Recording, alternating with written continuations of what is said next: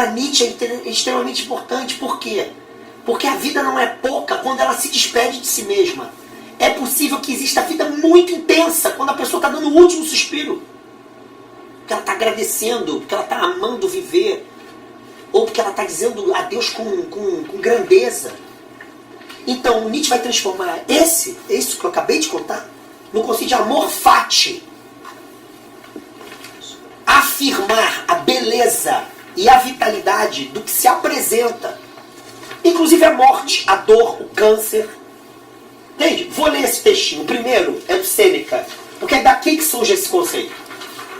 Olha só, aqui ele não fala a expressão, mas ele fala o conceito. Olha só. Portanto, a vida do sábio estende-se por muito tempo, e ele não está confinado nos mesmos limites que os outros. É o único a não depender das leis do gênero humano. Todos os séculos servem-nos como a um Deus. Algo distancia-se do passado, ele recupera com a memória. Está no presente, ele o desfruta. Há de vir no futuro, ele o antecipa.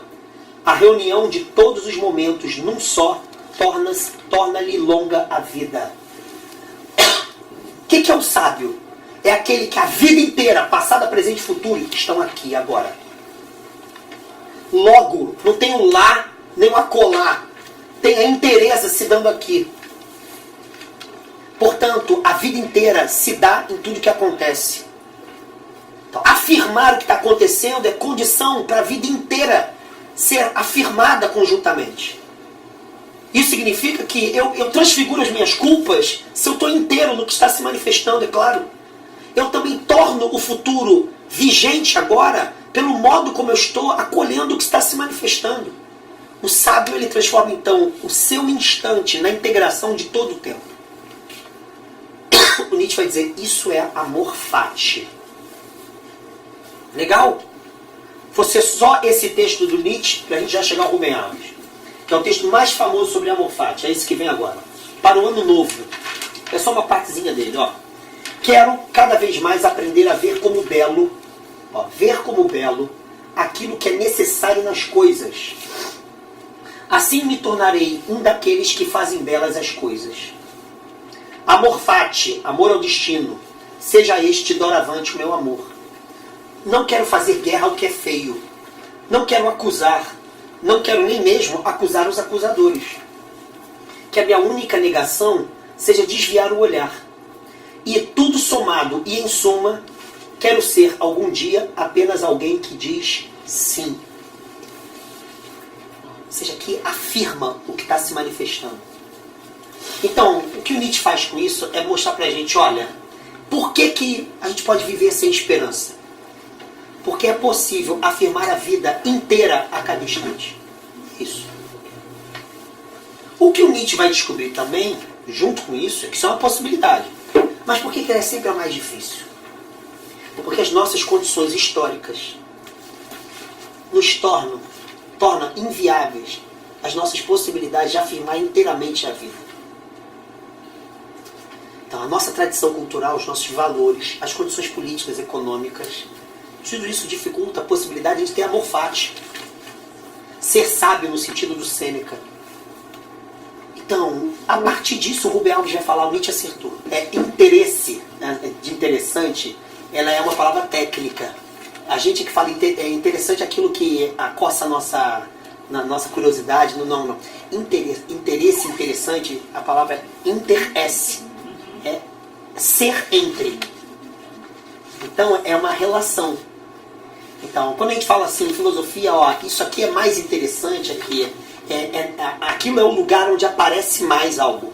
Então, assim, a felicidade é o lugar do principal interesse, onde a vida se faz vida mais efetivamente.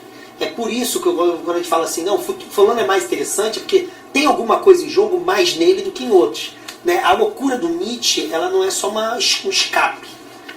A gente sabe que o Nietzsche, na loucura, ele escreveu algumas coisas antes dele parar de escrever.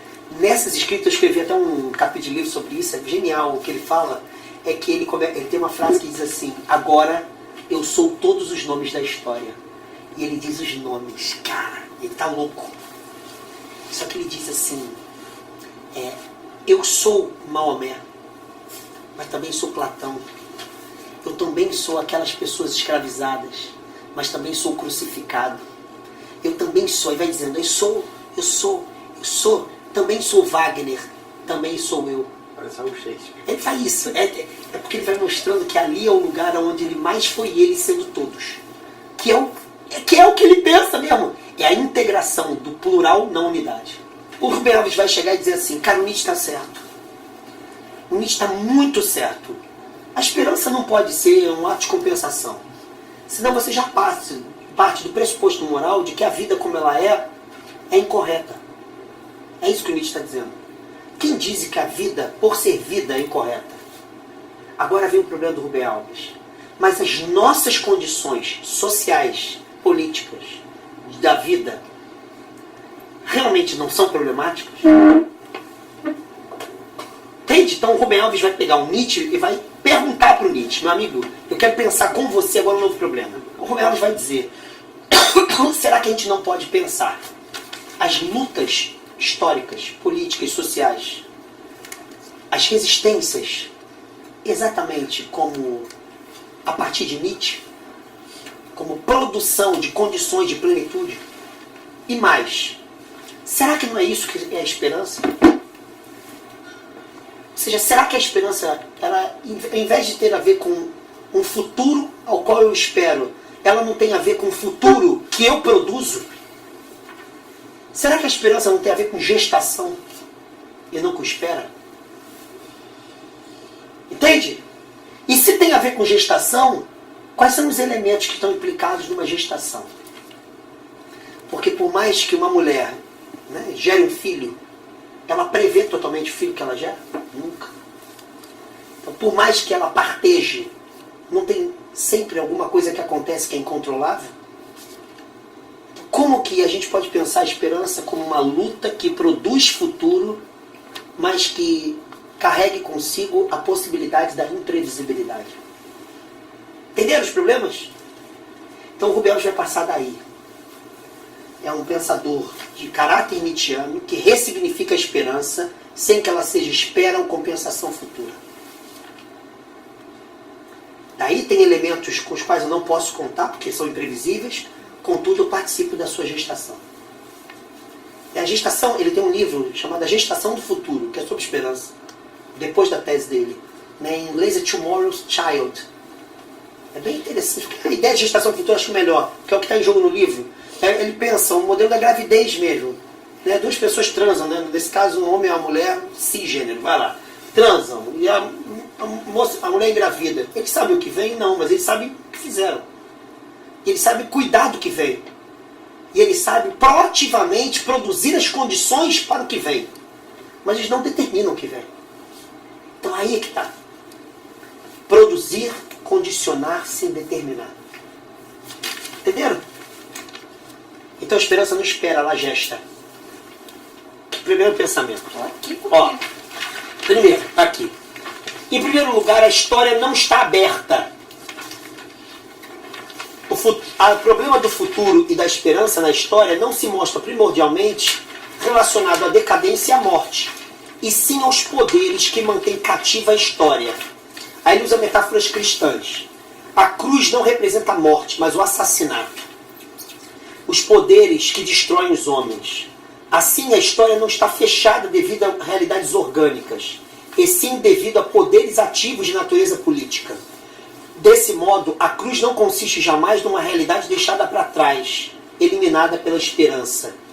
Em segundo lugar, não se pode assumir, portanto, que a história esteja progredindo, movendo-se em direção a novas possibilidades. Tem-se de abrir a história. Abrir a história, isso é a esperança. Ela tem que desocultar, arrebentar, transgredir e abrir. Tem-se de abrir a história. Isso significa um confronto com os poderes que a mantêm presa. A ressurreição, então, não existe nunca sem a cruz. Sem o confronto. Não existe transcendentalmente, mas surge quando a liberdade entra em conflito com os poderes que mantêm cativa a história. Em terceiro lugar, a história é posta em movimento não por um primo movens, um primeiro movente, e sim pela dialética da liberdade enquanto encarnada no sofrimento do mundo, e que, em consequência, faz nascer a negação, a esperança e a ação. Só para entender isso, eu não vou ler todos, vocês podem ler depois, mas aqui tem um elemento central para o Rubem Alves. A gente está nessa história, na história da cultura, a história das nossas vidas, da coletividade. Existem muitas condições que impedem a história de ter futuro. E futuro, agora aqui, não é alguma coisa que vem. Significa possibilidades que alteram o que é e o que foi. Ou seja, que gerem alteração. Em terminologia técnica de filosofia, devir. Vocês têm muitos poderes que calcificam a vida. Esses poderes, o nome disso é opressão. Então, oprimir significa impedir invenção do novo. Logo, inviabilizar o futuro. Então, a gente acha que o futuro está no relógio. Né? Amanhã é futuro. O que ele está dizendo, não, o futuro é uma realidade qualitativa, é produção do novo. Então, tem muitos poderes sociais que inviabilizam a produção do novo. Mas quando a gente fala em resistência, a gente não continua em relação com a pauta opressiva? Você faltou os 2 encontros onde a resposta foi dada. Mas não, eu vou responder isso na frente. Mas a gente viu no primeiro e no segundo uma coisa, tanto quando a gente falou de fascismo quanto do Rubem Alves aqui. Resistir não é negar. Resistir é criar. Então, a noção de resistência, pensando no lado ético-político, ela não tem a ver com a recusa da opressão. Ela tem a ver com, a partir da negação do que oprime, produzir algo por meio da negação. Então é um não que é dado a favor de um sim. Se a gente não negar as condições de sofrimento, a gente não tem possibilidade de produção daquilo que produz o seu contrário ou que produz alguma coisa diferenciada. Entretanto, o problema é transformar a negação em algo absoluto, que aí você gera ressentimento. Então, o que ele está dizendo? A resistência ela não é a ditadura da recusa. A resistência é um não que está a serviço de um sim maior, que é criação. Então, nesse sentido, o que o Rubem Alves está dizendo é que, para a gente pensar a plenitude do Nietzsche, ou essa presentificação dos antigos, ser presente porque se apresenta, a gente tem que negar muita coisa. A gente tem que dizer nãos. Nietzsche usa uma expressão que é fazer não e dizer sim. A gente construir nãos, sabe? Elaborar nãos na vida. Senão a gente está ferrado. Né? Psicologicamente não é assim. Você não tem que negar muita coisa que avilta você psicologicamente para produzir coisas que te alegram. Né? Se você não se desfaz de uma relação que te oprime, mesmo que a pessoa não esteja mais do seu lado, como é que você faz para abrir para você novas possibilidades de vida? Você fica eternamente refém daquilo que não passa. Então, o Nietzsche o Rubem Alves está dizendo, diante de condições opressoras, é necessário pensá-las de uma forma temporalmente importante, que é a seguinte: temporalmente, condições opressoras não deixam surgir futuro, porque a vida vai ser uma eterna paródia do que já foi. Então ela vai repetir o que já foi, o que já foi, o que já foi, o que já foi. Né? O mecanismo psicanalítico da repetição é muito significativo. A pessoa vive eternamente o que sempre viveu, o mesmo padrão afetivo. Neurótico. Neurótico, vai e volta, e volta, e volta. Onde que há futuro aqui? Então o Rubem Alves está dizendo, futuro é produção do novo. Em condições opressoras não há futuro. Opressão produz sofrimento. Então, onde não há futuro, não há possibilidade de transfiguração do sofrimento. Logo, é preciso resistir. E resistir aqui, negar isso, para produzir o que isso não produz. Produzir o novo, produzir futuro, produzir qualidades diferenciadas de formas de viver. Então, essa que é a questão dele. Então, esperança vai ter a ver com essa recusa criativa, ó, ou negação criadora. Tá? Isso é uma pergunta que a gente tem que fazer para a esquerda ou para qualquer coisa política. Meu amigo, se negar, por negar, for mérito, porra, as pessoas mais ressentidas seriam as mais santas. Sabe? Elas são totalmente infelizes. A questão é qual é o sentido criativo da nossa negação. É isso que está em jogo no Rubem Alves. Que também estava em jogo no Paulo Freire. Que está em jogo também no Nietzsche, no Deleuze, no Foucault. Essa galera se preocupou com isso. Não, peraí, a gente tem que saber como se nega para abrir espaço para criar o inusitado, deixar partejar o novo. A esperança vai ter a ver com essa abertura desse espaço de renovação.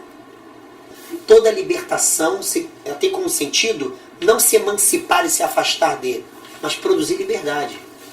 Porque a liberdade é uma invenção. E a libertação é um passo para a liberdade, mas ela não é ainda a liberdade. Então, os dois últimos textos, eu pego a pergunta do Rubem Alves num outro livro. O que é esperança? É a pergunta que ele faz. Olha o que ele diz. Ó. O que é esperança?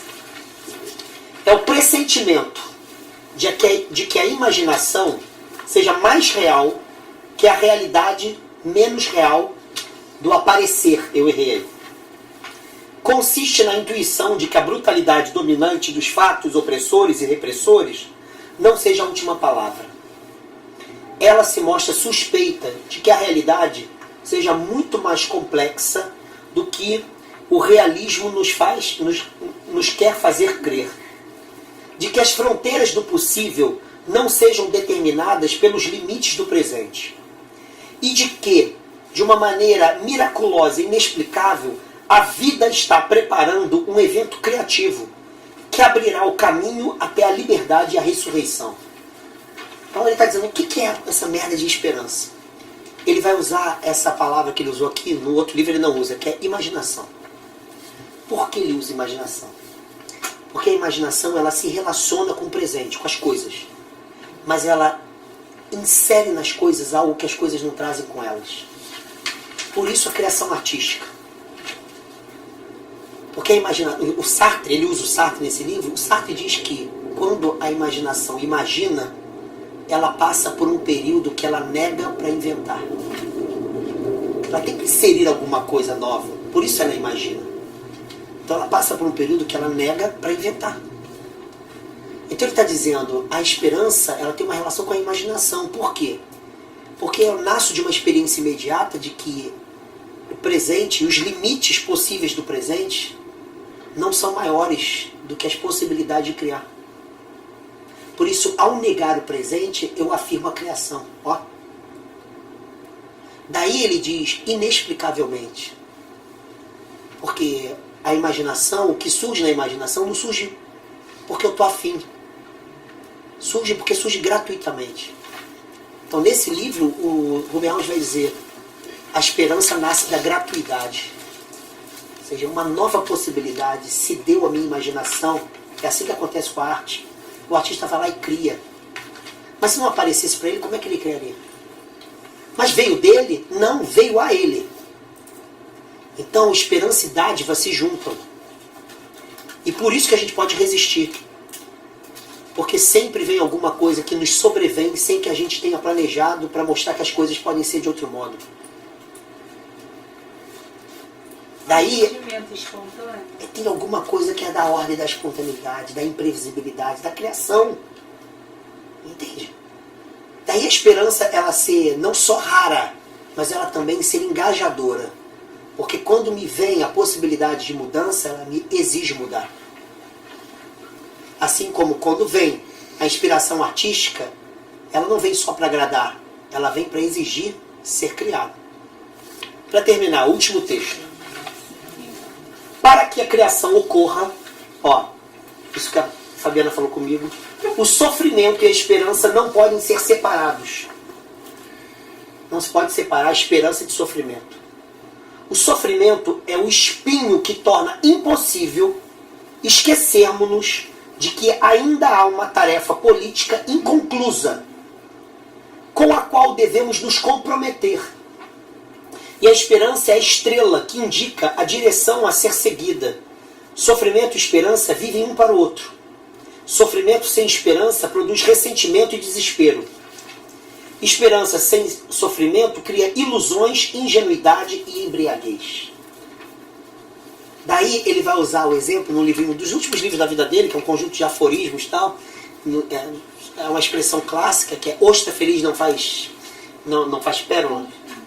Ostra feliz não faz pérola. Ele faz uma introdução bonita, que ele conta a história da ostra e tal, como é que ela produz a pérola, todo mundo sabe aqui, tem que entrar areia nela, né? E tem que rasgá-la. E ela tem que sangrar, ela tem que sofrer. E aí ele diz o seguinte, é uma pena que a gente sempre ache que tragédias não têm comédias. E que a esperança transforma tragédias em comédias. E a ostra conhece isso. Porque a ostra sente dor.